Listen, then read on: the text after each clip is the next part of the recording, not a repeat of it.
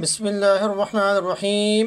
صحابہ رضی اللہ عنہم نے نبی اکرم صلی اللہ علیہ وسلم سے یہ سوال کیا، کیا ہم اپنے رب کو قیامت کے دن دیکھیں گے؟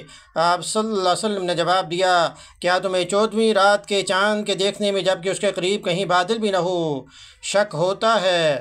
لوگ بولے، ہرگز نہیں یا رسول اللہ صلی اللہ علیہ وسلم۔ پھر آپ نے پوچھا، کیا تمہیں سورج کے دیکھنے میں جبکہ اس کے قریب کہیں بادل بھی نہ ہو شک ہوتا ہے؟ لوگوں نے کہا کہ نہیں یا رسول اللہ صلی اللہ علیہ وسلم۔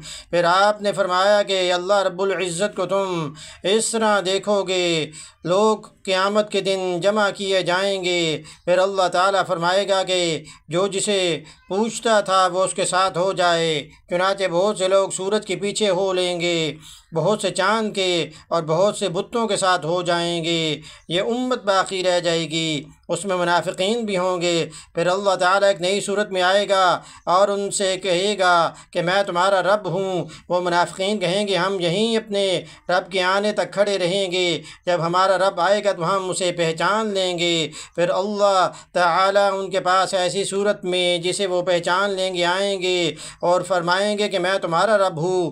وہ بھی کہیں گے کہ بے شک تو ہمارا رب ہے۔ پھر اللہ تعالیٰ بلائے گا، پل صراط جہنم کے بیچوں بیچ رکھا جائے گا، اور نبی اکرم صلی اللہ علیہ وسلم فرماتے ہیں کہ میں اپنی امت کے ساتھ اس سے گزرنے والا سب سے پہلا رسول ہوں گا۔ اس روز سوائے انبیاء کے کوئی بھی بات نہ کر سکے گا، اور انبیاء بھی صرف یہ کہیں گے، اے اللہ مجھے محفوظ رکھیو، اے اللہ مجھے محفوظ رکھیو۔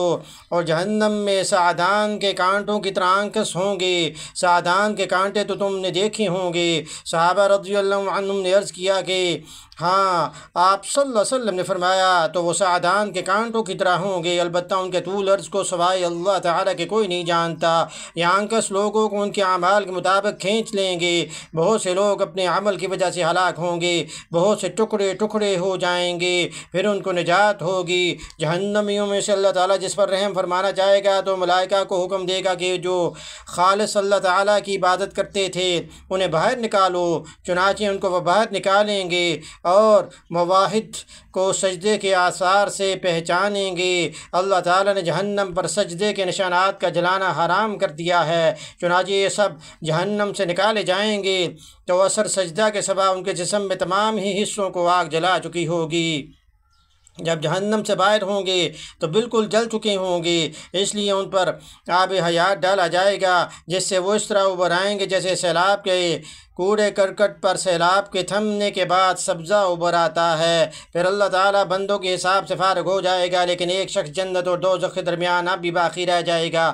یہ جنت میں داخل ہونے والا آخری دوزخی شخص ہوگا، اس کا منہ دوزخ کی طرف ہوگا، اس لیے کہے گا کہ اے میرے رب میرے منہ کو دوزخ کی طرف سے پھیر دے، کیونکہ اس کی بدبو مجھ کو مار ڈالتی ہے، اس کی چمک مجھے جلائی دیتی ہے۔ اللہ تعالیٰ پوچھے گا، کیا اگر تیری یہ تمنا پوری کر دوں تو دوبارہ کوئی نیا سوال تو نہیں کرے گا؟ بندہ کہے گا، نہیں تیری بزرگی کی قسم، اور جیسے جیسے اللہ چاہے گا وہ قول و قرار کرے گا۔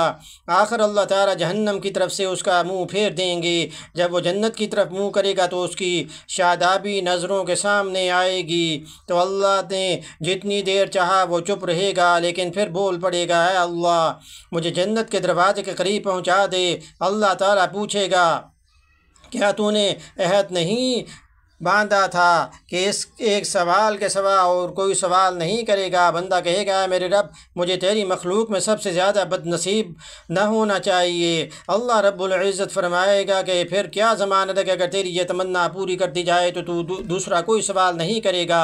بندہ کہے گا کہ نہیں تیری عزت کی قسم، اب دوسرا سوال کوئی تجھ سے نہیں کروں گا۔ چنانچہ اپنے رب سے ہر طرح عہد و پیمان باندھے گا اور جنت کے دروازے تک پہنچا دیا جائے گا۔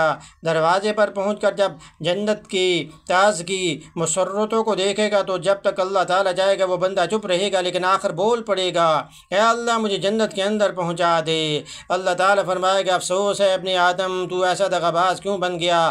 کیا ابھی تو نے عہد نہیں کیا تھا کہ جو کچھ مجھے دیا گیا اس سے زیادہ اور کچھ نہ مانگوں گا؟